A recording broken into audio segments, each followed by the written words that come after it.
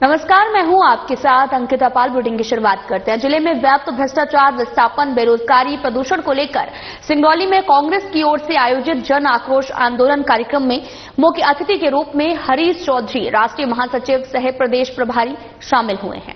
Collectorate कार्यालय के पास में जुड़वा तालाब के प्रांगण में आयोजित जन आक्रोश आंदोलन को संबोधित करते हुए अतिथि हरीश चौधरी ने कहा कि प्रदेश सरकार को मुख्यमंत्री मोहन यादव नहीं बल्कि प्रधानमंत्री मोदी के उद्योगपति दोस्त चला रहे हैं। दौलत की ताकत से मध्य प्रदेश में पूंजीपति फैसला ले रहे हैं। उद्योगपतियों को लाभ पहुंचाने के लिए किसान और भूस्वामियों के शोषण के लिए प्रदेश सरकार एक नया कानून लाई है, जिसमें बिना 1 रुपए दिए ही मुआवजा राशि का भुगतान दिए भूमि का अधिग्रहण किया जाएगा। वहीं प्रदेश अध्यक्ष जीतू पटवारी ने भी दौरान जमकर वो सरकार को घेरते नजर आए हैं।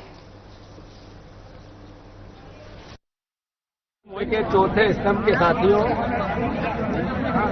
ये लड़ाई कोई कांग्रेस की लड़ाई नहीं, ये लड़ाई जीतू पटवारी की, हरीश चौधरी की या कमलेश्वर पटेल की लड़ाई नहीं। ये लड़ाई गरीब की, उस जमीन के मालिक की जिसकी जमीन छीन ली गई उसकी है, भू अर्जन जिस जमीन का हुआ उसकी है। विस्थापित जो नियम और कानून लागू होना है उसके विपरीत जो भारतीय जनता पार्टी का शासन है, उसकी अधर्मिता और अहंकार है, उसके खिलाफ ये आवाज है। जिस तरीके का कलेक्टर का व्यवहार रहा, हमने वहां बुलाया, वहां नहीं आए, वहां उन्होंने एसडीएम को भेजा। हम यहाँ 1 घंटे से खड़े हैं, यहाँ नहीं आए।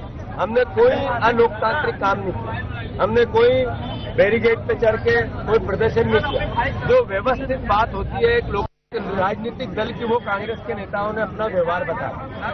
Collector Madhya Pradesh service rule के हिसाब से या यूपीएससी से चुन के भारत सरकार के नियम के अंतर्गत अपनी नौकरी नहीं कर रहा। ये अडानी की सर्विस बुक के हिसाब से अडानी की कंपनी के नौकर के रूप में बात कर रहा है। ये स्पष्ट संदेश है आज के घटनाक्रम में। मैं फिर से, मैंने जैसा कहा, कमलेश्वर पटेल जी गए थे, हमने ज्ञापन सड़क पे रखा है, गेट पे रखा है और कहा है कि इस एसडीएम को भेजा, आईएएस को भेजा, आईपीएस को भेजा।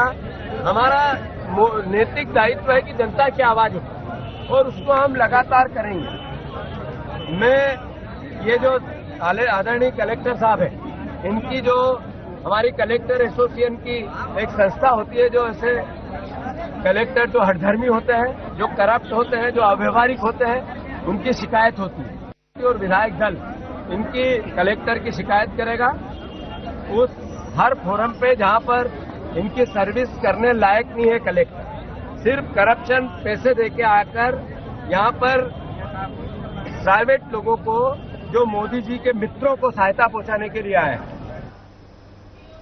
नगर निगम का विशेष सम्मेलन निगम मुख्यालय में आयोजित किया गया है और अध्यक्षता निगम सभापति कलावती यादव ने की है। सम्मेलन में कार्यसूची में शामिल 5 प्रस्ताव पर चर्चा की गई। इस दौरान महापौर मुकेश टटवाल ने साल 2025-26 वार्षिक बजट पेश किया गया, जिसमें 40 करोड़ रुपए से भी अधिक का प्रावधान किया गया है। इस बजट का जहां बीजेपी पार्षदों ने मेज थपथपाकर समर्थन किया, वहीं विपक्षी कांग्रेस पार्षदों ने बजट को खोखला करार देते हुए इस पर कई सवाल भी उठाए हैं। महापौर मुकेश टटवाल ने बताया कि बजट शहर विकास को देखते हुए बनाया गया है। इधर नेता प्रतिपक्ष रवि राय ने बजट पर टिप्पणी करते हुए इसे खोखला करार दिया है।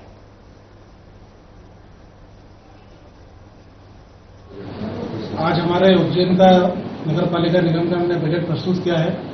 यह बजट हमारे उज्जैन की सभी आवश्यकताओं को दृष्टिगत रखते हुए, उज्जैन शहर की सभी जनताओं को दृष्टिगत रखते हुए, उज्जैन शहर के सभी नागरिकों की दृष्टिगत रखते हुए, उनकी सुविधाओं को दृष्टिगत रखते हुए आज ये नगर निगम का हमने बजट प्रस्तुत किया है। इस बजट में हमने सारे विषय लिए हैं जो हमारे उज्जैन की आवश्यकता है, चाहे हमारे सड़कों का चौड़ीकरण हो, सड़कों का निर्माण कार्य हो या सामुदायिक भवनों का निर्माण कार्य हो। विशेष करके हमारा उज्जैन धार्मिक रूप से जाना जाता है। यहाँ पे प्रतिदिन लाखों श्रद्धालु आते हैं। उन श्रद्धालुओं की सेवा के लिए किस प्रकार से हम कार्य कर सकते हैं, वो सारी चीजें हमने जोड़ी है।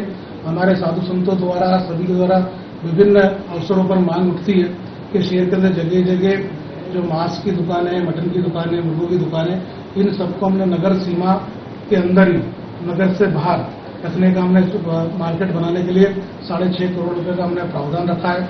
साथ ही हमारा उज्जैन एक धार्मिक नगरी है। यहाँ पे धर्म के कार्यक्रम हमेशा आयोजित होते रहते हैं। उनके लिए हमने भजन मंडलियों के समागम देने के लिए एक मंडली को 20,000 रुपये देने का हमने प्रावधान किया है। साथ ही नव दुर्गा के अवसर पर जो पंडाल हमारे लगते हैं, जो बस्तियों में माता जी बिठाते हैं, उन सारी संस्थाओं को 5,000 रुपये देने का हमने प्रावधान किया है।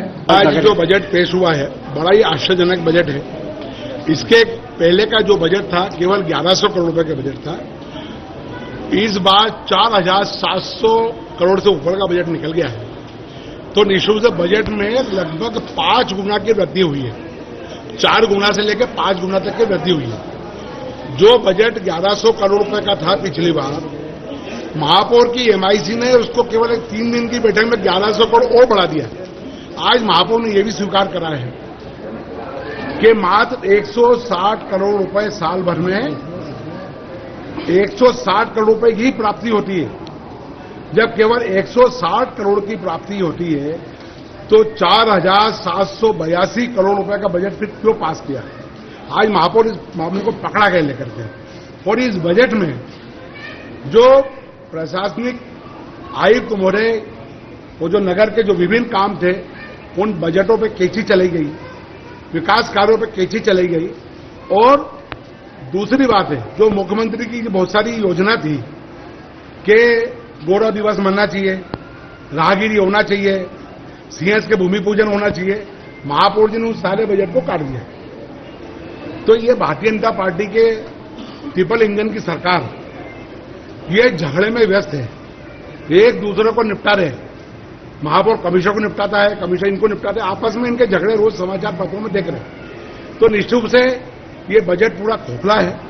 और जो जिस शहर के अंदर नालियों के चेम्बर लीक नहीं हो पाते हो, पूरे शहर के गड्ढों की रिपेयरिंग नहीं हो पाती है, बंद पड़ी स्ट्रीट लाइट चालू नहीं हो पाती है, सारे गार्डनों में कचरा की जगह कचरा है और गाजर घास उग रही है। अनेक प्रकार के इतनी सारी बाधाओं के बाद आज सारे कांग्रेस के पार्षद साथियों ने इस बजट को ठीक किया है।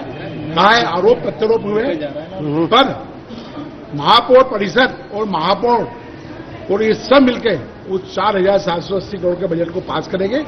मेरा ये आरोप है कि ये अगर केवल 400 करोड़ का बजट ही पास कर दे तो इस नगर का कायाकल्प हो जाएगा। बालाघाट कलेक्टर मृणाल मीणा ने गुरुवार को जिले के सभी सड़क निर्माण से जुड़े विभागों की बैठक आयोजित की है। बैठक में सड़कों की वर्तमान स्थिति और जून तक सभी प्रचलित और मरम्मत योग्य सड़कों का कार्य पूरा करने का पर वो चर्चा की गई है। कलेक्टर मीणा ने विभागवार सड़कों की स्थिति के बारे में अपडेट जानकारी ली है। साथ ही ऐसी सड़कें जो कि मरम्मत योग्य हैं लेकिन अभी तक प्रारंभ नहीं हुई, उन सड़कों को निर्देश भी दिए गए उनकी मरम्मत करने के। इसके अलावा वर्तमान में प्रारंभ हुई सड़कों के संबंध में भी जानकारी ली गई है। बैठक में जिला पंचायत सीईओ अभिषेक सराफ और एसडीएम गोपाल सोनी सहित सभी विभागों के अधिकारी मौजूद रहे। लोक निर्माण विभाग के कार्यपालन यंत्री बीएल अडमे ने बताया कि 35 सड़कों पर काम चल रहा है। इसमें 16 सड़कें 15 जून तक पूरी होंगी और दिसंबर तक भी पूरी होंगी। ग्रामीण यांत्रिक विभाग यहां पर काम चल रहा है, 7 पूर्ण हो गई हैं जबकि 8 सड़कें जून में पूरी होंगी।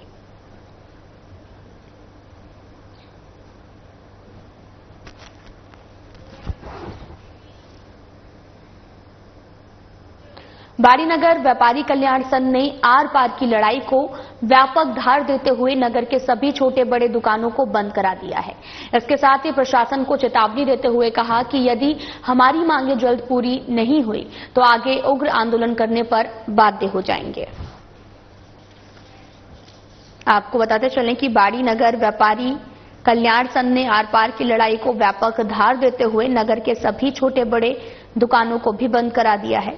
इसके साथ ही प्रशासन को भी चेतावनी दी गई है और साथ ही देते हुए प्रशासन को ये कहा गया कि यदि हमारी मांगे पूरी नहीं होती हैं तो आगे उग्र आंदोलन करने को बाध्य हो जाएंगे। तस्वीरें आपको दिखा रहे हैं जो कि बाड़ी से हैं, जहां पर नगर व्यापारी कल्याण संघ ने सभी छोटे बड़े दुकानों को बंद करा दिया है। नेपाल के पोखरा शहर में आयोजित सनातन धर्म सम्मान समारोह में साधना न्यूज चैनल के रिपोर्टर देवदत्त धानेश्वर को शिव गोरख रत्न अवार्ड से सम्मानित किया गया है। ये सम्मान जो है वो साधना न्यूज चैनल के संवाददाता देवदत्त धनेश्वर को मिलने पर समस्त पत्रकार साथियों और समस्त मित्रों की ओर से बधाई और उज्जवल भविष्य की शुभकामनाएं दी गई हैं। तस्वीरें आपको दिखा रहे हैं जहां पर आपको बताते चलें कि सम्मान समारोह आयोजित किया गया और साधना प्लस के रिपोर्टर देवदत्त को सम्मान मिला है। शिव गोरख रत्न अवार्ड से सम्मानित भी किया गया है और ये सम्मान साधना न्यूज चैनल के संवाददाता देवदत्त धानेश्वर को मिला है, जिसके बाद में पत्रकार साथियों और समस्त मित्रों की ओर से बधाई और उज्जवल भविष्य की शुभकामनाएं दी जा रही हैं। रायसेन में भी बड़ी मात्रा में नर्मदा से अवैध उत्खनन किया जा रहा है, जिससे ऐसा लग रहा है कि रेत माफियाओं के सामने प्रशासन नतमस्तक है, क्योंकि जिला प्रशासन और खनिज विभाग की ओर से कोई भी कठोर कदम नहीं उठाया जा रहा, जिससे माफियाओं का हौसला बुलंद होता जा रहा है। और प्रदेश के मुखिया मोहन यादव कई बार मंच से प्रदेश से माफियाओं के सफाया की बात करते हैं, लेकिन खनन माफिया रेत खदानों पर 10-10 फीट गहरे गड्ढे बनाकर लगातार अवैध उत्खनन कर रहे हैं और किसी पर कोई भी कार्रवाई तक नहीं हो रही है, जैसे शासन प्रशासन पर कई सवाल भी खड़े हो रहे हैं।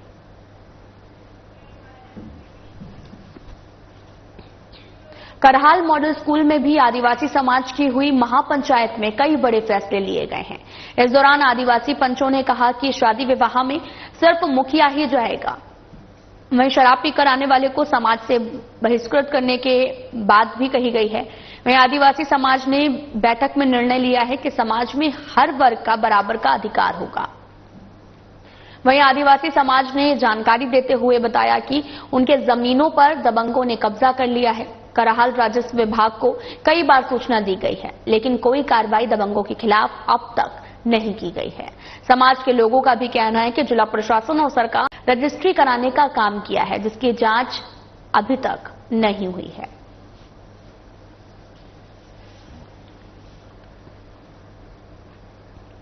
खबर विदिशा से है, जहां पर जिला अस्पताल में मरीजों की तादाद ज्यादा होने की वजह से एक्सरे करने में जो है वो लंबी लाइन भी लग रही है और मरीज को 1 से 2 घंटे तक अपनी बारी का इंतजार करना पड़ रहा है।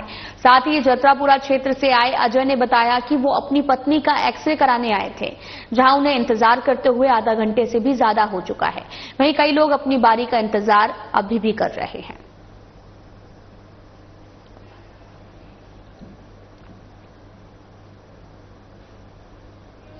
विदिशा जिले के सभी शासकीय स्कूलों में कक्षा 1 से 6 वर्ष की उम्र तक के बच्चे विद्यार्थियों को प्रवेश कराया जा रहा है। इसके लिए पूरे जिले में प्रचार प्रसार किया जा रहा। उन्होंने बताया कि सभी लोग, जनप्रतिनिधि, उनके विभाग के कई अधिकारी कर्मचारी प्रचार प्रसार कर रहे हैं। जिले के सभी स्कूलों में तकरीबन 20,000 से भी ज्यादा बच्चों के एडमिशन का लक्ष्य रखा गया है। हमारी शालाओं में प्रवेशोत्सव होने वाला है और 1 अप्रैल से नए सत्र का शुभारंभ है। मैं आप सभी के माध्यम से ये बताना चाहता हूं कि इस वर्ष 1 अप्रैल को प्रशासन की ये तैयारी है कि सभी बच्चों का दाखिला क्लास 1 में हो जाए, कोई भी दाखिले से ना छूटे। इसके लिए लगभग 20,000 बच्चे आइडेंटिफाई किए गए हैं, जो अभी हमारी आंगनवाड़ियों में दर्ज है। और जो भी बच्चे सितंबर 2025 में 6 वर्ष पूरे कर रहे हैं, वो क्लास 1 में एडमिशन ले सकते हैं। आप सभी के माध्यम से मैं सबको ये अवगत कराना चाहता हूं और मैं धन्यवाद ज्ञापित करता हूं जिले के सभी माननीय जनप्रतिनिधियों का, सामाजिक संस्थाओं का, मीडिया बंधुओं का और पालकों का, जिन्होंने आगे बढ़ चढ़ के इस अभियान में हिस्सा लिया है। और मैं पुनः अपील करता हूं कि 1 तारीख को जब ये प्रवेश उत्सव होगा स्कूलों में, जब ये बच्चे, नन्हे मुन्ने बच्चे जब अपना पहला कदम शिक्षा में रखेंगे, तो आप सभी आगे आए और उस दिन ढोल नगाड़ों के साथ इन बच्चों को हम लोग उत्सव के माहौल में स्कूल में लेकर जाएंगे, उनकी आरती करेंगे और उनके पालकों का भी हम स्वागत करेंगे। इस अवसर पे जन भागीदारी के माध्यम से उनको बच्चों को एक किट दिया जा रहा है और उस किट में पुस्तकें निःशुल्क, कॉपियां, वाटर बॉटल, पेंसिल बॉक्स, इस तरह की सामग्री होगी, जिससे कि उनके अंदर एक खुशी का माहौल हो कि आज कुछ अच्छा हम लोग शुरू कर रहे हैं। मुझे उम्मीद है कि हमारे जिले में इस वर्ष कोई भी बच्चा क्लास 1 में दर्ज होने से नहीं चूकेगा। और आप सभी के माध्यम से मैं पुनः अपील करता हूं, एक और विषय मैं आपसे शेयर करना चाहता हूं कि उस दिन FLN मेला भी प्रत्येक विद्यालय में मनाया जाएगा, जिसमें क्लास 1 से जो क्लास 3 के बच्चे हैं उनको खेल और गतिविधियों के माध्यम से बुनियादी साक्षरता और गणितीय दक्षता के बारे में बताया जाएगा और उन सभी बच्चों का एक रिपोर्ट कार्ड भी दिखाया जाएगा, जिससे कि उन बच्चों को खेल खेल में जो उनकी समझने की क्षमता है उसको भी बढ़ाया जाएगा। मैं आप सभी से आग्रह करता हूं कि इस उत्सव में आगे आएं और अपनी जो भी भागीदारी हो सकती है उसमें करें। शिक्षा के साथ साथ छात्राओं की सुरक्षा पर भी स्कूल प्रबंधन के द्वारा विशेष ध्यान दिया जाता है, लेकिन यहां तो मामला ही कुछ गंभीर दिखाई दे रहा। लगभग 60 साल पुराने बालक हायर सेकेंडरी स्कूल के एक हिस्से को स्कूल प्राचार्य की मेहनत और लगन के चलते नवनिर्मित किया गया है और इस नए निर्माण में मंत्री, सांसद, विधायक सहित जनप्रतिनिधियों और शिक्षा विभाग का सहयोग रहा है। लेकिन इसे दुर्भाग्य ही कहेंगे कि आज भी स्कूल के पीछे का हिस्सा जर्जर अवस्था में पड़ा है। इस हिस्से में जाने वाले छात्र छात्राओं को डर लगा रहता है कि कहीं स्कूल की दीवार या फिर छत धराशाही ना हो जाए। स्कूल के अंदर और बाहर की दीवारों में बड़ी बड़ी दरारें पड़ गई हैं। दीवारों का प्लास्टर पूरी तरीके से झड़ चुका है, साथ ही दीवारों की ईंट दिखाई दे रही है।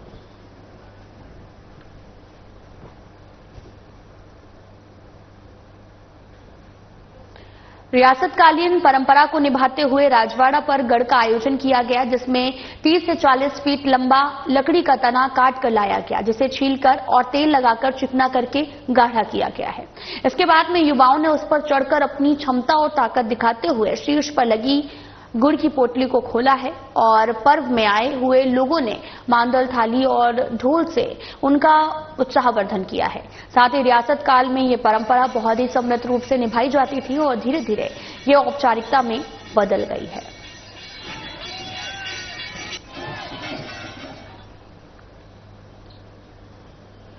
देवास नगर निगम में 6 महीने बाद में आयोजित परिषद दल की बैठक में महिला पार्षद को प्रश्न पूछने से रोकने पर जमकर बहस हुई है। बीजेपी महिला पार्षद ऋतु सबनेर ने निगम में सफाई कर्मचारियों से संबंधित सवाल उठाया, जिस पर बीजेपी पार्षद धर्मेंद्र सिंह बेस ने उन्हें टोक दिया, जिससे वे भड़क उठी हैं और इस पर बीजेपी पार्षद और एमआईसी सदस्य अजय तोमर ने महिला पार्षद का समर्थन किया, जिसके बाद धर्मेंद्र सिंह बेस और अजय तोमर के बीच में तीखी बहस देखने को मिली। कुछ समय के लिए सदन में हंगामा मच गया। हालांकि सभी पार्षद बीजेपी के थे और कांग्रेस के पार्षद इस विवाद से दूर रहे। बैठक में बजट पर चर्चा चल रही थी। हंगामे के बाद सवाल पर सबको शांत करा दिया गया। महिला पार्षद ऋतु सबनेर ने भी इसे अपना अपमान बताया और कुछ पार्षद उनका समर्थन करते हुए नजर आए। वहीं सभापति रवि जैन ने हंगामा होने से इनकार किया और कहा कि ये कोई अखाड़ा नहीं था। डिपार्टमेंट का क्वेश्चन हमारी बहन ऋतु भाभी ने किया था और मैंने उसका जवाब भी दिया। मेरे जवाब से संतुष्ट नहीं हुए तो मैंने अधिकारी उनसे बोला कि आप उनका जवाब दो जो भी है। वो अधिकारी जवाब देने लगे तो अधिकारी की बात नहीं मान रहे। तो मैंने बोला बहन एक बात तो जवाब तो सुनो उनका, अधिकारी का आप संतुष्ट 10 बार आपका बात का समाधान करेंगे। इसी बीच में हमारे पास में बैठे जो तोमर जी भी बोल पड़े तो मैंने उनको रोका नहीं कि अपना जो है कमिश्नर साहब स्वयं जवाब दे रहे हैं, क्योंकि जवाब नहीं दे रहे थे। उसमें वो गुस्सा हो गए थे। वो पास वाले जो अन्य पास हमारे बीजेपी वो भी गुस्सा हो गया था। बस ये था, बाकी कोई विषय नहीं है।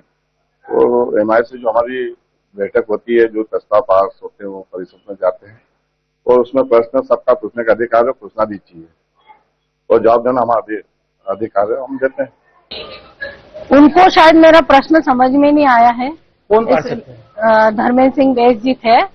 और स्थिति यही बनी थी कि कर्मचारियों के विषय में मेरा प्रश्न था कि वाकई एक्चुअल कितने कर्मचारी हमको पता होना चाहिए ना, और अगर उसमें से कुछ मिस है तो कहाँ गए, कहाँ चले गए, रिटायर हो गए, स्वर्गवासी हो गए या कम क्यों है, उनकी अनावश्यक तनख्वाह तो नहीं जा रही। और ये हर बार होता है, उनको महिलाओं के बोलने से परेशानी है। आप कोई शिकायत करेंगे इसकी? जी हाँ करूंगी, मैं जिलाध्यक्ष जी से शिकायत करूंगी इसकी। हम सब बहने क्या कठपुतलियां हैं? हम अपने अपने वार्ड से अपने दम पे चुनाव जीत के आई हैं और परिषद में किस लिए आती है? अपने वार्ड के विषय रखने आती है ना। तो हम नहीं रखेंगे तो कौन रखेगा? इसमें आपको बुरा नहीं लगना चाहिए। अगर कोई विषय है तो उस पर हम अपनी बात तो रखेंगे ना, जब तो चर्चा होगी। चर्चा को हंगामे में बदलने की क्या आवश्यकता है? देखिए, पार्षदों की नाराजगी, आप अगर नाराजगी बोल रहे हैं तो उसको मान सकते हैं। वो पार्षदों की एक ये कनेक्शन रहता है उनकी खुद के वार्ड के निवासियों के साथ। वो उन वार्ड के निवासियों की आवाज रहती है। जब यदि पार्षद को कोई त्रुटि आती है, कोई काम करने में दिक्कत आ रही है, तो पार्षद भी अपने आप में एक प्रेशर झेलता है।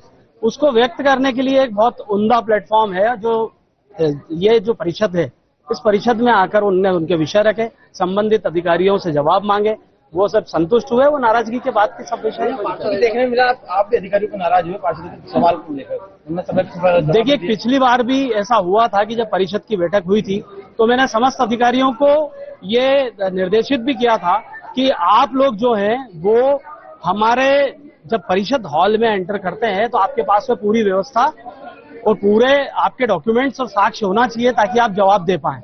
तो कुछ अधिकारी जो नहीं थे, जो पूरी रिपोर्ट लेके नहीं आए थे और माननीय पार्षद हमारे जो सदस्यगण है उनका जवाब नहीं दे पाए, तो वो नाराज होना जायज था, उनको हिदायत दी गई थी। सुजालपुर क्षेत्र में राजपूत मेवाड़ा समाज के लोगों ने समाजवादी पार्टी के सांसद रामजी लाल सुमन के विवादित बयान के खिलाफ विरोध प्रदर्शन किया है। समाज के लोग बड़ी संख्या में पुरानी पुलिस चौकी के पास एकजुट हुए और सांसद के पुतले का दहन किया। इस दौरान जमकर नारेबाजी की गई। समाज के लोगों ने सांसद की संसद सदस्यता समाप्त करने की मांग की है। प्रदर्शनकारियों का भी कहना था कि सांसद का बयान समाज के सम्मान के खिलाफ है, इसलिए उनकी सदस्यता रद्द की जानी चाहिए और ये प्रदर्शन समाज के गुस्से और असंतोष को दर्शाता है। समाजवादी पार्टी के दुष्ट सांसद रामलाल जी सुमन द्वारा हमारे वीर पुरुष महाराणा सांगा के प्रति जो सांसद भवन में विवादित बयान दिया गया है, उससे संपूर्ण मध्य प्रदेश में संपूर्ण राजपूत समाज घोर विरोध करता है, घोर निंदा करता है। और आज हम ज्ञापन के माध्यम से महामहिम राष्ट्रपति महोदय आवेदन कर रहे हैं कि ऐसे दुष्ट सांसद की सांसद हम करना चाहिए, उन्हें संसद से निष्कासित करना चाहिए। ये देश में अराजकता का माहौल पैदा कर रहा है, जिससे समाज को बांटने और समाज को तोड़ने वाला काम कर रहा है। ऐसे सांसद को हम कतई सांसद में देखना पसंद नहीं करेंगे और हम संपूर्ण मध्य प्रदेश में, संपूर्ण देश में ऐसे लोगों का विरोध करेंगे। महिला एवं बाल विकास विभाग कोतमा में जिला कार्यक्रम अधिकारी विनोद परस्ते के नेतृत्व में पोषण भी पढ़ाई भी का प्रशिक्षण आयोजित किया गया है। यह प्रशिक्षण राज्य स्तरीय मास्टर ट्रेनर चिंती घोरमारे और सीमा सिंह भलावी द्वारा दिया गया है। यह 6 दिवसीय प्रशिक्षण 2 बैचों में हो रहा है, जिसमें पहला बैच 24 मार्च से 26 मार्च तक रहा और दूसरा बैच 27 मार्च से 29 मार्च तक आयोजित किया जाएगा। Course director master trainer Chinti Ghormare ने बताया कि पोषण भी पढ़ाई भी की शुरुआत केंद्रीय महिला एवं बाल विकास मंत्री स्मृति ईरानी द्वारा किया गया है। इसका उद्देश्य मिशन सक्षम आंगनबाड़ी और पोषण को बढ़ावा देना है और साथ ही नई राष्ट्रीय शिक्षा नीति 2020 के तहत में बच्चों के पोषण के साथ साथ शिक्षा भी दी जानी चाहिए। इससे उनकी नींव और नवचेतना का विकास हो सके। इसे साकार करने के लिए आंगनबाड़ी कार्यकर्ताओं को प्रशिक्षण दिया जा रहा ताकि जमीनी स्तर पर इसका प्रभावी कार्यान्वयन हो सके। पहले हमारे आंगनबाड़ी में पोषण के ऊपर ज्यादा ध्यान दिया जाता था, लेकिन अब नई शिक्षा नीति के अंतर्गत हमें बच्चों के सर्वांगीण विकास हेतु पोषण के साथ साथ पढ़ाई भी जरूरी है। इसमें ताकि फर्स्ट क्लास में जाए, प्रथम क्लास में जाए बच्चा, तो उसका सर्वांगीण विकास हो सके। इसके लिए पोषण भी और पढ़ाई भी का प्रशिक्षण आयोजन किया जा रहा है तथा इस प्रशिक्षण में पोषण से के बारे में भी और उनके प्रबंधन के बारे में भी समझाई दिया जा रहा है ताकि हमारी कार्यकर्ताएं जाकर अपने फील्ड में, क्योंकि जमीनी स्तर की सारा काम करने वाली हमारी कार्यकर्ताएं अच्छे से अपने केंद्रों में काम कर सके और हमारे नवनिहाल बच्चों का अच्छे से विकास हो सके ताकि हमारे देश का अच्छा भविष्य बने। फिलहाल बुलेटिन में इतना ही। नमस्कार।